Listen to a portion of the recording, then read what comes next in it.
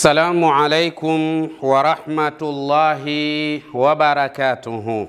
Wa alaikum salam wa rahmatullahi wa barakatuhu. Naam, ndugu zangu, kama ilivyo ada na kawaida, leo ni siku nyingine tena tunaendelea katika darsa zetu, na hasa katika fani za aina mbalimbali. Na leo tunaendelea katika ilmu al-fizyai al-Qur'an, kwa maana maarifa ya ilmu ya sayansi ya Qur'an.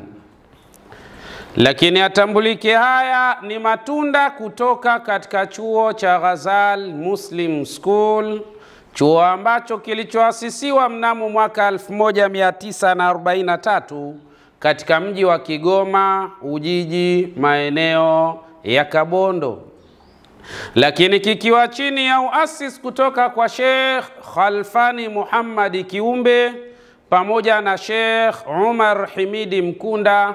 Tunamuomba Allah subhanahu wa ta'ala ajalie makaburi yao yawe ni viwanja miongoni mwa viwanja vya peponi, Allahumma amin. Lakini kadhalika tukiwa chini ya silsila na taaluma kutoka kwa Sheikh Mustafa bin Sheikh Khalfani Muhammad Kiumbe pamoja na Sheikh Dabbasi bin Sheikh Khalfani Muhammad Kiumbe, tunamuomba Allah subhanahu wa ta'ala awape umri mrefu kabisa wenye kheri, salama, amani na mafanikio, kwa kuwa wao wametufunza sisi haya, nasi tunakumegea kidogo katika yale ambayo tumeyasoma kutoka kwa mashekh zetu. Ndugu zangu, bila shaka siku ya leo tunaendelea na darasa letu la ilmu al-fizyai al-Qur'an. Bila shaka tulipokuwa pale Ghazal Muslim School, tulipokuwa tukisoma tafsiri ya Qur'an, na tulipofika katika aya hii, aya ya 45 katika surati An-Nur, Allah subhanahu wa ta'ala anasema, wallahu khalaqa kulla dabbatin min ma'in faminhum man yamshi ala batnihi wa minhum man yamshi ala rijlayn wa minhum man yamshi ala arba'in yakhluqu Allahu ma yasha inna Allaha ala kulli shay'in qadir. Tunakwenda sawa hapo? Tulipofika katika aya hii inasema, wallahu khalaqa kulla dabbatin mimma, na Mwenyezi Mungu subhanahu wa ta'ala ameumba viumbe wote kutokana na maji. Allah kaumba viumbe wote kutokana na nini? Na maji. Faminhum man yamshi ala batnihi, miongoni mwa hao viumbe wapo ambao wanaotembea kwa kutumia matumbo yao. Wa minhum man yamshi ala rijlain, miongoni mwao wapo wale ambao wanatembea kwa miguu miwili. Wa minhum man yamshi ala arba'in, na miongoni mwao wapo wale ambao wanaotembea kwa miguu minne. Yakhluqu Allahu ma yasha, Mwenyezi Mungu subhanahu wa ta'ala anaumba maumbile ya aina mbalimbali vile atakavyo yeye Allah subhanahu wa ta'ala. Kwa nini? Inna Allaha ala kulli shay'in qadir. Kufanya hivyo ni kwa sababu Allah anataka kuonyesha dhahiri kwamba hakika yeye Allah kwa kila kitu ni muweza. Tusemeni la ilaha illa Allah. La ilaha illa Allah. Tena la ilaha illa Allah. La ilaha illa Allah. Katika hali ya namna hii, mashekhe zetu wakatuambia tunaposema faminhum man yamshi ala batnihi, miongoni mwa hao viumbe walioumbwa na Allah wapo wale ambao wanaotembea kwa kutumia matumbo yao.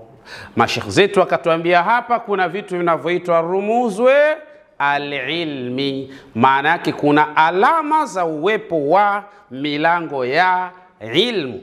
Maana yake panahitajika tuanze kuwachunguza hawa viumbe wanaotembea kwa kutumia nini? Matumbo yao. Tutapata ukuu wa Allah subhanahu wa ta'ala kupitia viumbe hao, na tutasema subhanaka ma khalaqta hadha batilan subhanaka faqina adhaban nar. Tutasema Mola wetu, haujaumba haya yanayoelezwa hapa kwa mchezo, bali hakika yake Mwenyezi Mungu tulinde na utunusuru kutokana na adhabu ya moto mkali wa Jahannam. Tazama sasa hawa ambao wanaotembea kwa kutumia matumbo yao, akiwemo mdudu anaitwa nyoka. Sikiza mashekh zetu walituambia nini sasa. Mashekh zetu walisema huyu nyoka ana mambo mengi sana ya kushangaza na ana vitu vingi sana vinavyomfanya mtu kumjua vema Mwenyezi Mungu Subhanahu wa Ta'ala, na bila shaka utaiamini Qur'ani harfiyan nje ndani biidhnillah Subhanahu wa Ta'ala. Mashekh zetu wakatuambia hivi: yujadu inda thu'bani fathata al-anfi walakin birragmi min wujudiha fahiya laysat al-mas'ulatu an hasati shammi falmas'ulu an hasati shammi huwa lisan. Tuseme tena la ilaha illa Allah. La ilaha illa Allah. Wamesema mashekh zetu yujadu inda thu'ban, kuna vitu vinapatikana kwa mdudu anaitwa thu'bani au nyoka. Tunakwenda sawa? Naam. Wewe mzee, tunakwenda sawa? Naam. Nyoka ana vitu fulani katika hali ifuatayo. Ana nini? Fathata al-anfi, ana tundu za pua. Nyoka anazo tundu za pua. Tunakwenda vizuri eh? Naam. Sisi wanadamu tundu za pua zinatumika kwa mambo mengi. Mmoja wapo kwa ajili ya tanafusul hawa, kuvuta nini? Hewa. Na jambo la pili ashamu, kwa ajili ya kunusa. Sisi tunakwenda sawa? Kwa mwanadamu ipo katika hali ya namna hiyo. Je, kwa nyoka iko hivyo? Allah Mwenyezi Mungu anasema katika aya hii mwishoni kabisa, yakhluqullahu ma yasha, anaumba Mwenyezi Mungu maumbile kwa namna atakavyo. Tunakwenda sawa?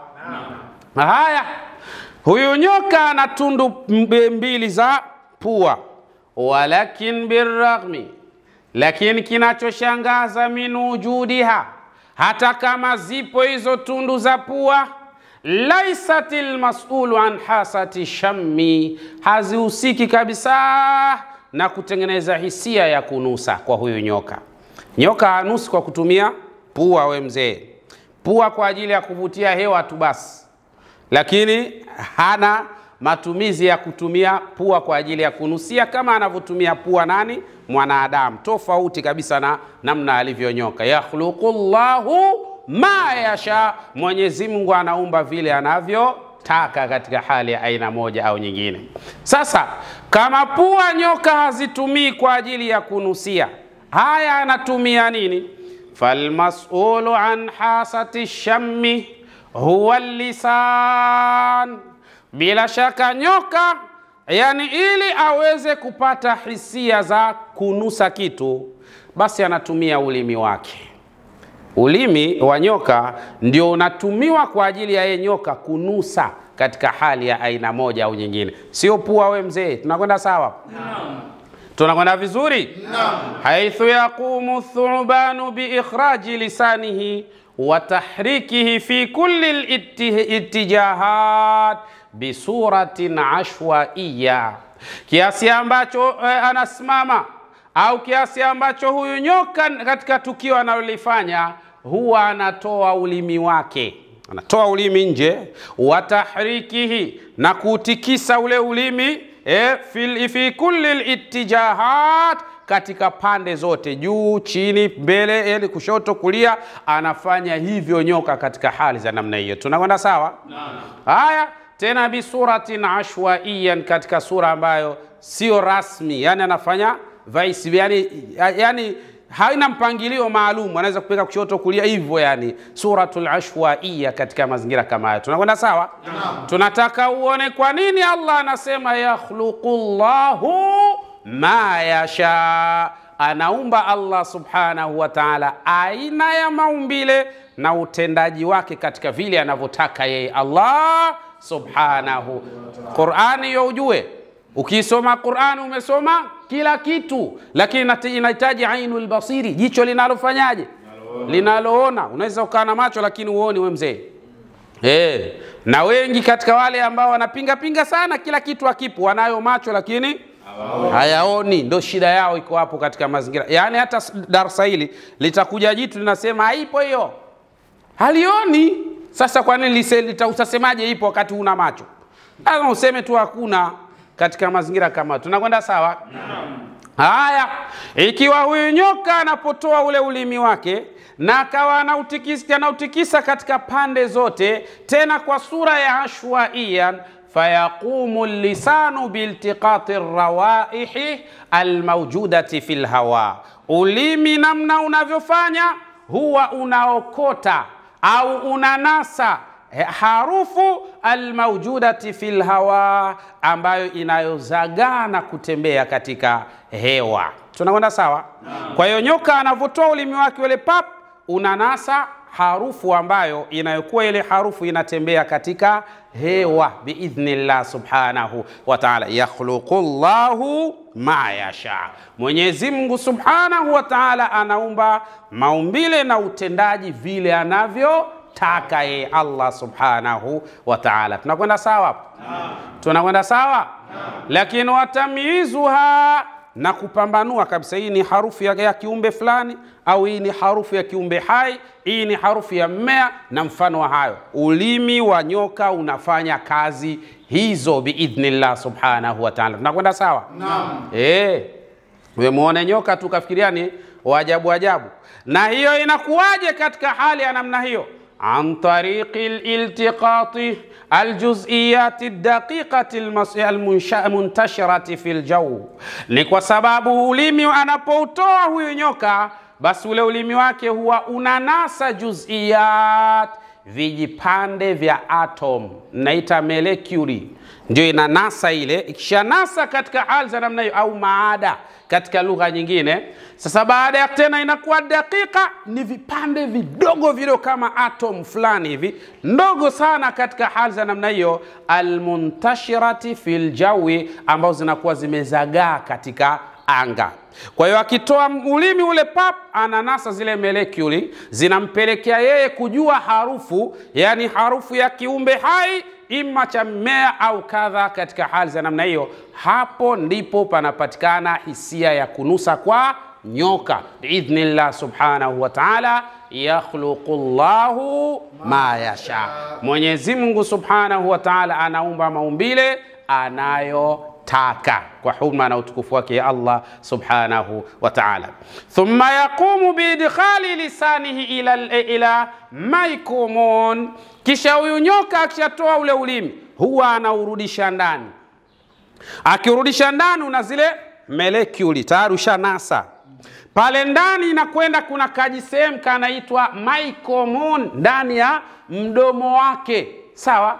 Baada ya kufika pale, liamalia fi tamyiz aljuz'iyat alkimiyaiyat aldaqiqa almawjudat fil hawa, haka ndio kajisehemu kana kwenda kuchakata zile molecule ambazo alizozinasa katika hewa. Alafu baada ya kuchakata, kwa sababu kanatumia kemikali hapa katika hali ya namna hiyo, sasa itampelekea yeye kubaini kwamba kuna kiumbe tena yuko mahala fulani, ndio anasogea taratibu katika hali za namna ile, ili apate farisa yake biidhnillah subhanahu wa ta'ala. Nakwenda sawa?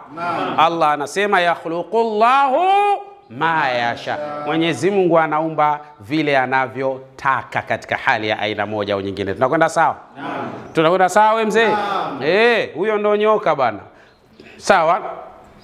Sasa tukizungumza hii almaikomul ni nini? Almaikomul ni nini? Huwa aljihazu almas'ulu an tamyiz aljuz'iyat, ndio sehemu ambayo Mwenyezi Mungu subhanahu wa ta'ala amemuumbia nyoka kwa ajili ya kupambanua zile molekuli ambazo zilizonaswa katika ulimi wake, zinazipambanua vizuri. Tena allati iltaqataha, ambazo alizozinasa zilizonaswa lisanu na ulimi, watamyizuha, na kisha akaanza kuzipambanua, zinasemaje, zinampa taswira gani, zinamwambia nini katika hali za namna moja au nyingine. Huyo ndo Mwenyezi Mungu Subhanahu wa Ta'ala. Ukitaka kumjua Mwenyezi Mungu hakikata, basi mjue Mwenyezi Mungu kupitia viumbe wake katika hali ya aina moja au nyingine. Tunakwenda sawa?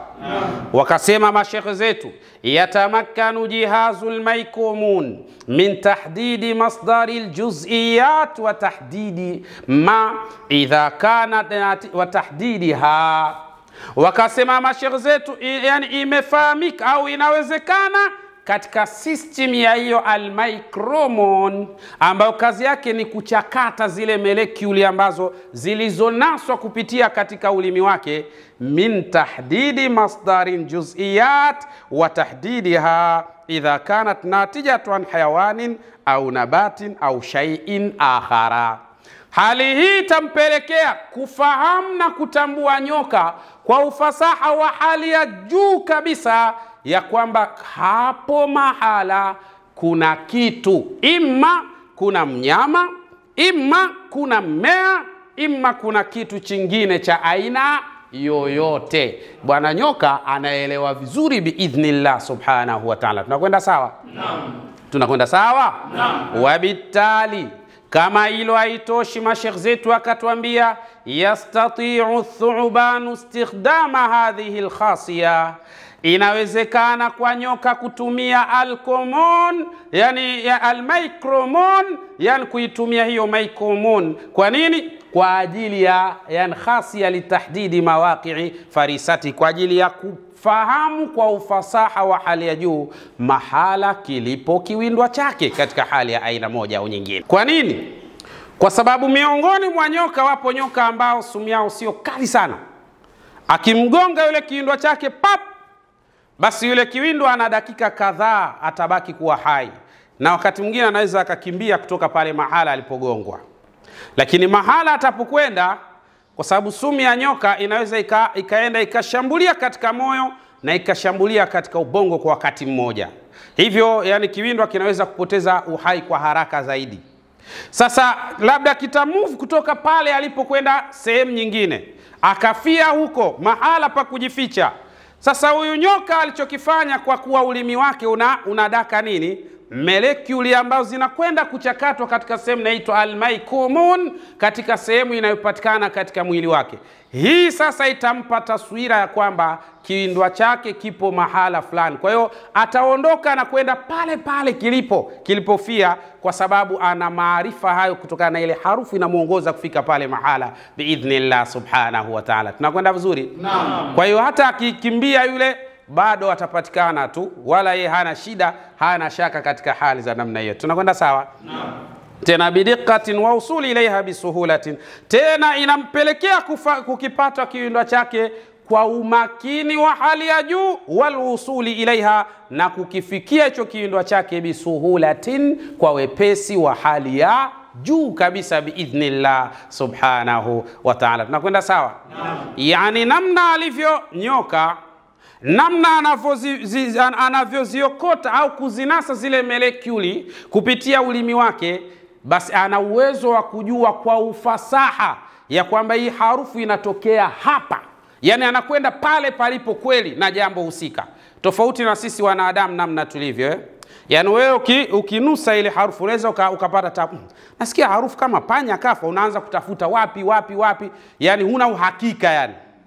Lakini yeye hayuko hivyo, yeye atakwenda ni pale mahala husika, kwa sababu harufu pale inapotokea ndo hapo inapomwelekeza katika hali za namna. Lakini wewe utaanza kupata tabu kidogo, ni yuko wapi, nasikia ni huku, ni kule, yani hivyo unabahatisha katika mazingira kama haya.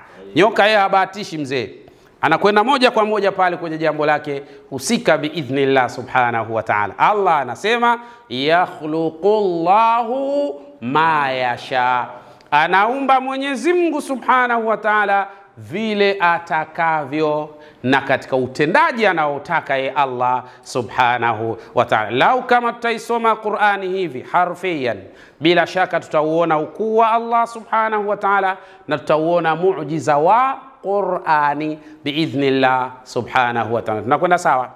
Inshallah. Na mwisho kabisa niseme, ya Rabbi, tunakuomba warehemu wazazi wetu pamoja na mashekh zetu ya Allah. Ikiwa haya tunayoyafanya Mola wetu tunapata thawabu, ya Rabbi, tunakuomba thawabu zetu apelekee wazazi wetu pamoja na mashekh zetu, kwa kuwa wao ndio chachu ya sisi kuyajua haya, kwa hurma na utukufu wako ya Allah ya Rabbal Alamin. Insha Allah tukutane katika darasa lijalo. Assalamu alaikum wa rahmatullahi wa barakatuhu.